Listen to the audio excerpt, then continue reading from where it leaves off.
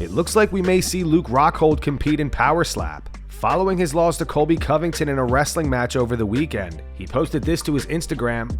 In the caption, he wrote, "Compete, challenge myself, get in shape, learn a new sport, and get paid with no risk. Lost a few points but had a good time.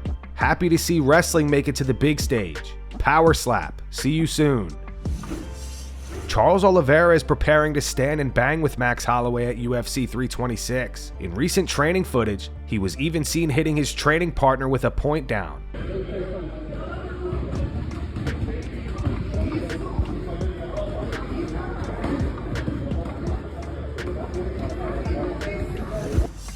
Dana White claims that 2025 was the UFC's best year ever.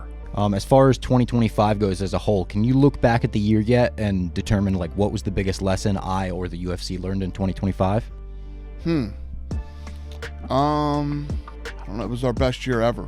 Obviously, we did a lot of good things, and how much of the year was spent with the Paramount deal, trying to figure out where the UFC's next home would be? Yeah, we were out there pitching to all the networks. That came together. It's just that nothing stands out in my head that we learned anything from 2025. Just up and up and up, keep growing. Yep. Well, it's like this deal coming in. We're coming off the best year in history. Means nothing now. Means nothing now that it's 26. Now it's day one. Yeah, it's day one. The slate is wiped clean, and we have to prove ourselves all over again. Alexander Volkanovski responds to the rumors that he may retire after his fight against Diego Lopez. Has kind of dubbed this a retirement fight, except for you. And I don't really know how it originated this way. And so could you tell us, very matter-of-factly, is this a retirement fight for you? Are you going to be done after this fight? Yeah, I don't know where that came from exactly.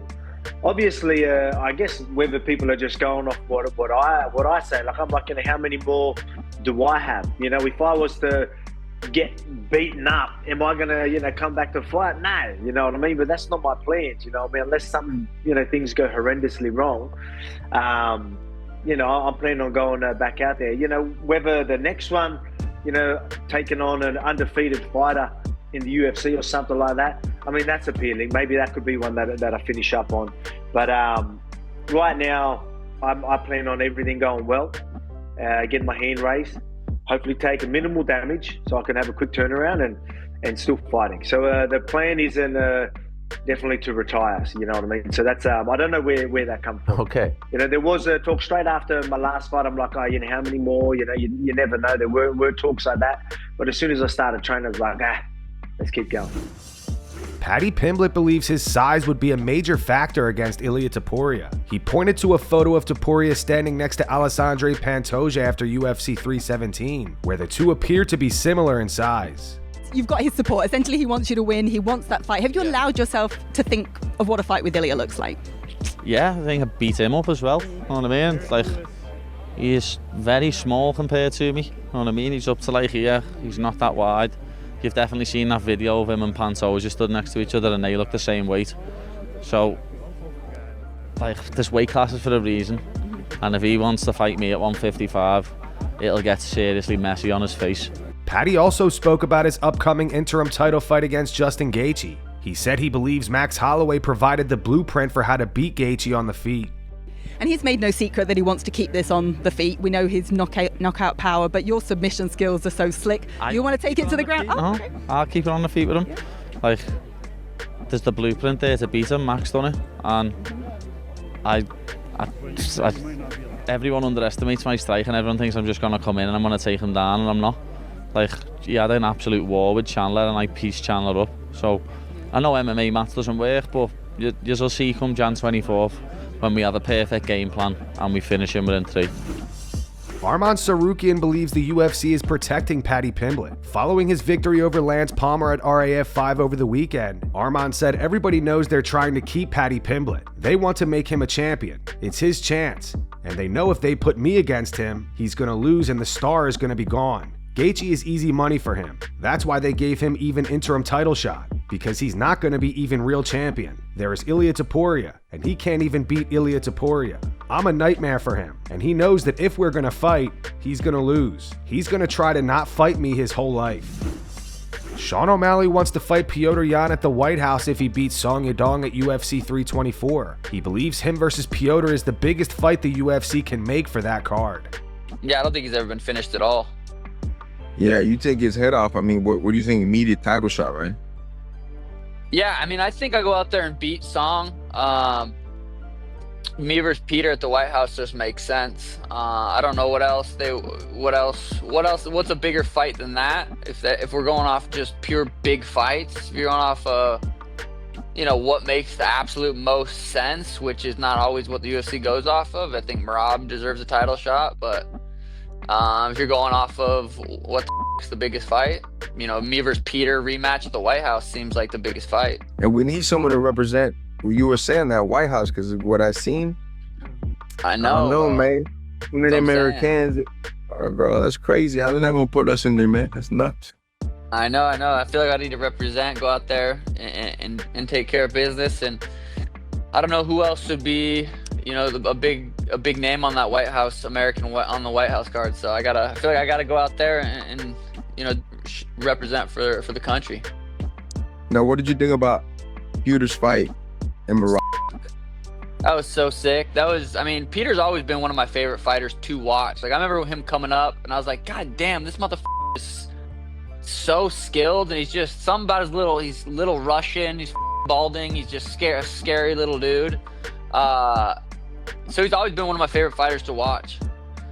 Mean, too, just a mean guy. Little yeah, but that was I recently watched his last fight with Merab a couple days ago, and it was such a beautiful performance. Him elbowing his forearm right there, and Merab after the first round, like holding it. I think, I don't know. It was just such a beautiful performance. It was one of the sickest performances I've ever seen. Laura Sanko says the trend of less entertaining fighters being cut from the UFC will continue, adding that fans can expect more violence in 2026. The comments come shortly after the UFC released Rinat Fakhretdinov. Despite him going 6-0 in the promotion, many believe the decision was based on entertainment value rather than performance. In an interview with Mike Bond, Sanko said, "I think the trend is going to continue to be violence. There is so much talk now around rewarding violent fighters and rewarding finishes and the striving for finishes. I think that there is this feeling in the atmosphere that with this new broadcast partner, we need to show these people what fighting really is. We are going to have a new audience without this paywall." Jake Shields posted some new training footage with Nick Diaz.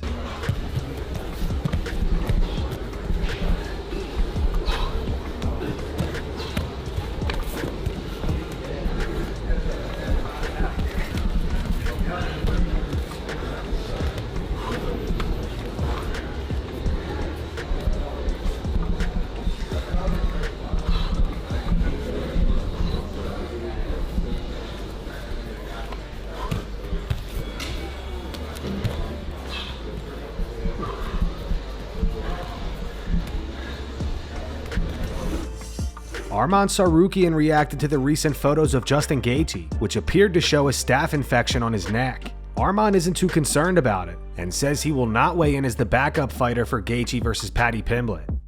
When these pictures showed up last week of like a thing on his neck, did you inquire about it? Did you? No, if something real happened, they never gonna post. They never post like these things. Sure. Yeah, but sometimes there's like a staph infection, and the internet. Yeah, but everybody's everything. fighting with staph infection. Sure. So. But if they called you, let's just say hypothetically today, to fight on that card, could you do it? I'm here because of that. You're here to wait. Yeah. But you're not a backup fighter. You're not going to weigh in and all this. No, because I did on the June and nothing happened. Just a waste of my energy. You did make some money though, right? They pay you for this, no? I mean, yeah, they pay, yeah. But nothing to sneeze at, as they say. Yeah, it's hard, to make your weight. Right. And as you know, like, I'm not looking for money right now. I'm looking for a belt. Sure. Did they promise you, hey, make weight in June, you're next? Was that said? No. They just said, do you want to be a backup? I said, yeah. You thought that it would put you in position? Yeah, I thought it's going to help me, but nothing happened. Nothing.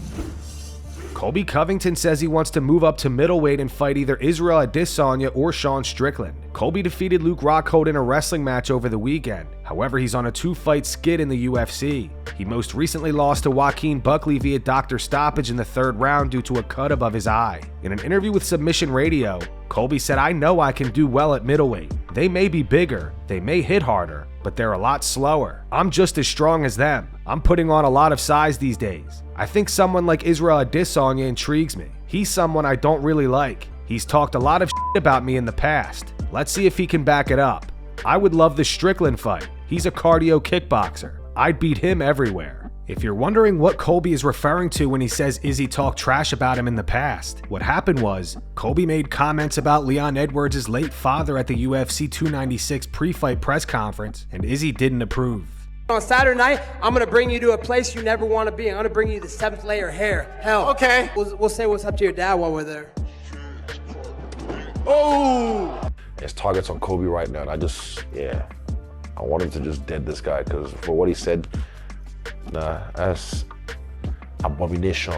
So, yeah, headshot dead on Colby. And that's going to wrap it up for the news. Thanks for watching. For daily MMA news and content, subscribe to Full Mount MMA and click the bell icon to be notified when we post videos. Here are the 3 top comments from last video. The first one's from Doom Studios. It says, "Arman will become an Olympic gold medalist before he gets the lightweight title." The second one's from Scott Patriot. It says, "Remember Colby Covington streaming and confronting Dana in the casino?" And the final one's from Largemouth Fisherman. It says, "Chandler can't answer a question without creating a romance novel out of it."